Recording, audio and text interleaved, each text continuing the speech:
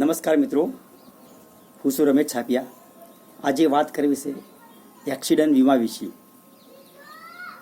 મિત્રો, આજે એક્સિડન્ટ દિવસે એટલા વધી રહ્યા છે કે અસંખ્ય લોકોના જો મૃત્યુ થતા હોય તો એ એક્સિડન્ટમાં થાય છે.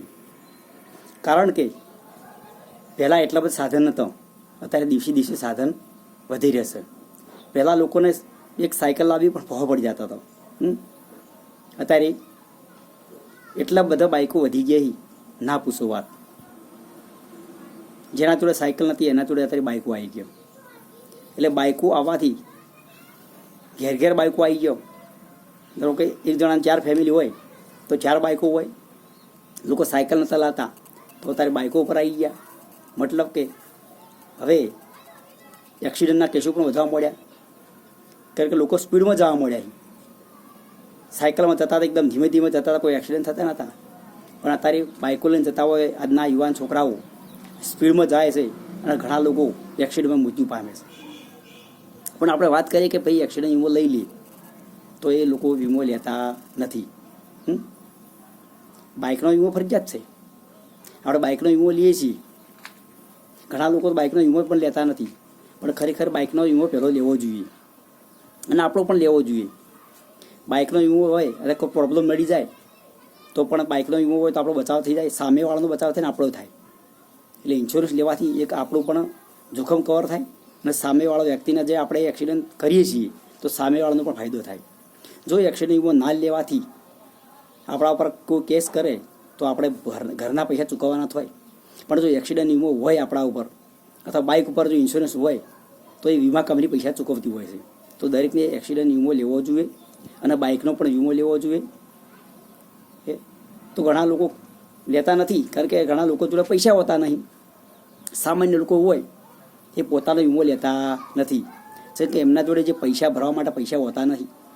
તો એમના માટે ખાસ મારે વાત કરવી છે, જે ગરીબો માટે વીમો છે, પ્રધાનમંત્રી સુરક્ષા વીમો. આ પ્રધાનમંત્રી સુરક્ષા વીમો મળે ક્યાં? એકદમ નોર્મલ મફતના કિંમતમાં મળે છે દોસ્તો. તમારા જે બેંકમાં ખાતું હોય ને ત્યાં બેંકમાં જઈને વાત કરો ને કે સાહેબ મારે આ વીમો લેવો છે, પ્રધાનમંત્રી સુરક્ષા વીમો, તો બેંકવાળો તમને એનું ફોર્મ આવશે. એ ફોર્મ ભરીને તમારે બેંકમાં જમા કરાવવાનું છે. એટલે તમારે ઓટોમેટિક જે પૈસા છે તમારા બેંકના ખાતામાંથી કપાઈ જશે. અને પૈસા પણ કેટલા? વર્ષે 20 રૂપિયા. મિત્રો, વર્ષે 20 રૂપિયા ભરવાના છે. કોઈ મંથલી કે દિવસના ભરવાનું નથી. વર્ષે એકવાર 20 રૂપિયા કપાય એટલે મફત જ કહેવાય. અને 20 રૂપિયા વીમો કેટલો? પ્રધાનમંત્રી સુરક્ષા વીમો 20 રૂપિયામાં 2 લાખનો વીમો મળે છે. 2 લાખનો વીમો. સમજો કે આજે વીમો લીધો 1 વર્ષની અંદર કોઈ થઈ જાય તો સીધા 2 લાખ રૂપિયા મળે અને કશું થતું નહીં તો 20 રૂપિયા આપણે પાછા રિટર્ન મળવાના નહીં. પણ 20 રૂપિયાની કિંમત શું વધારી? પણ વ્યક્તિ જતો રહે તો કિંમત કેટલી? તો દરેક મિત્રોને વિનંતી કરું છું કે 20 રૂપિયાનો વીમો ફરજિયાત તમારે લેવો જોઈએ અને બીજાને પણ કહેવું જોઈએ કે તમે પણ લઈ લો. જેટલી પણ આપણા ઘરમાં ફેમિલી હોય એ દરેકને લેવો જોઈએ. 20 રૂપિયામાં 2 લાખનો વીમો મળે તો દરેકને લેવો જોઈએ. એટલે આ ભૂલ ના કરો, લેવાનો આગ્રહ રાખો અને ફરજિયાત લેવો જોઈએ. પ્રધાનમંત્રી સુરક્ષા વીમો ફક્ત એની કિંમત છે 20 રૂપિયા અને એમાં આપણે જોખમ મળે છે 2 લાખનું. આપણે કોઈ બી થઈ જાય એક્સિડન્ટમાં, આપણું સમજો કે મૃત્યુ થઈ જાય તો આપણા વારસદારને 2 લાખ રૂપિયા મળે છે. અથવા એક પગ આપણો નસ પામે કે જે ચાલવા લાયક નથી તો એના 50% કિંમત મળે, 1 લાખ મળે. એટલે શરીરનું કોઈ પણ એક અંગ જતું રહે, કાયમ માટે નાશ પામે તો એને 50% વીમો પાસ થાય.